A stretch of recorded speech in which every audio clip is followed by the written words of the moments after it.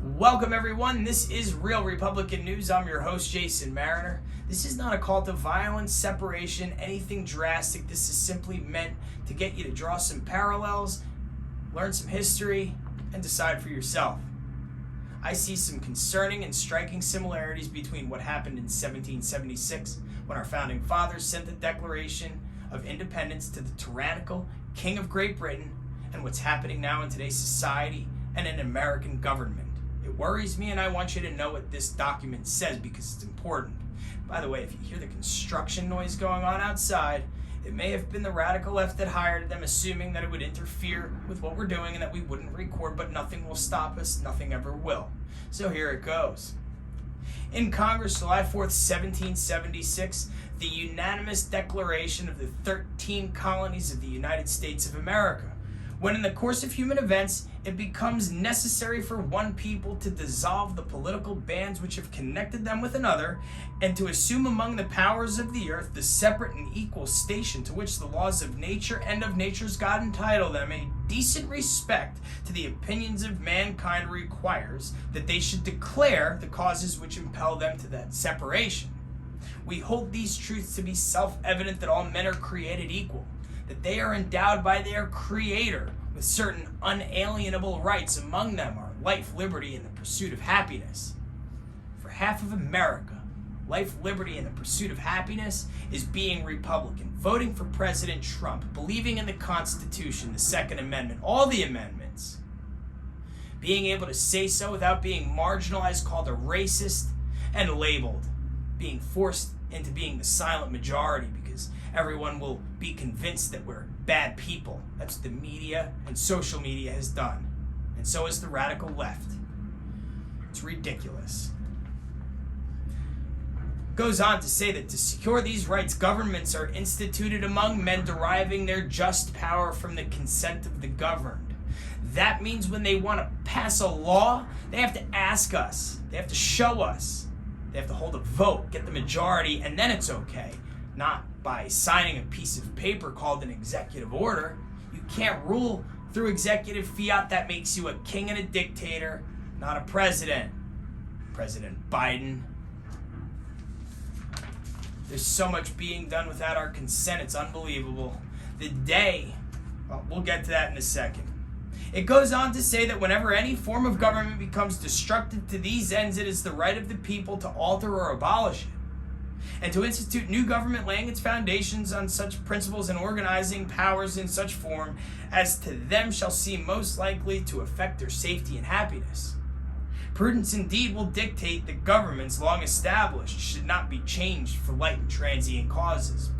They're trying to change our government right now, and there is no cause, let alone light or transient. They're trying to add more states to the Union, which will create more radical left seats in the Senate, which means they get to hold on to power and control there forever.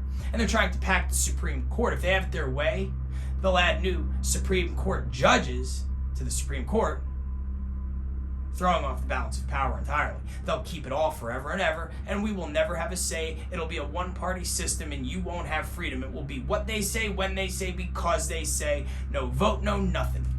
You'll lose your rights. Accordingly, all experience hath shown that mankind are more disposed to suffer while evils are sufferable than to right themselves by abolishing the forms to which they are accustomed. But when a long train of abuses and usurpations, pursuing invariably the same object, evinces a design to reduce them under absolute despotism, it is their right, it is their duty to throw off such government and provide new guards for their future security. Such has been the patient sufferance of these colonies, or half of America, the conservative part if you'd like. And such is now the necessity which constrains them to alter their former systems of government. The history of the present King of Great Britain, or Joe Biden if you'd like, and Kamala Harris, is a history of repeated injuries and usurpations, all having in direct object the establishment of an absolute tyranny over these states, this country, if you'd like. To prove this, let facts be submitted to a candid world. He has refused to his assent to laws the most wholesome and necessary for the public good. So first of all, we've got a crisis at the southern border. He's not addressing it. He assigned it to the VP. She's not addressing it. She scoffed at it, laughed at it, thinks it's funny. The states that line the southern border, they're in crisis. They can't handle it. They're outmanned. They're overwhelmed. They don't have the logistical capability to handle the problem, the influx of drugs, illegal weapons, and humans. They can't handle the human rights catastrophe that the Biden administration has created. They don't know what to do, and they're not being given any help. They should be enacting a law right now declaring states of emergencies and being granted federal funds to help with what's going on. That border wall needs to be built right now, and the holes need to be plugged. You're bringing troops all home from the Middle East. You're setting us on a path for another 9/11, Mr. President. And their operatives are coming in right now to this country, right under our noses, because of the holes that you have left in the border wall. You've done it to spite President Trump and put us in jeopardy. You should keep the troops there, because if you don't, ISIS and Al-Qaeda and all the other radical Muslim groups will have a stronghold again. History will repeat itself.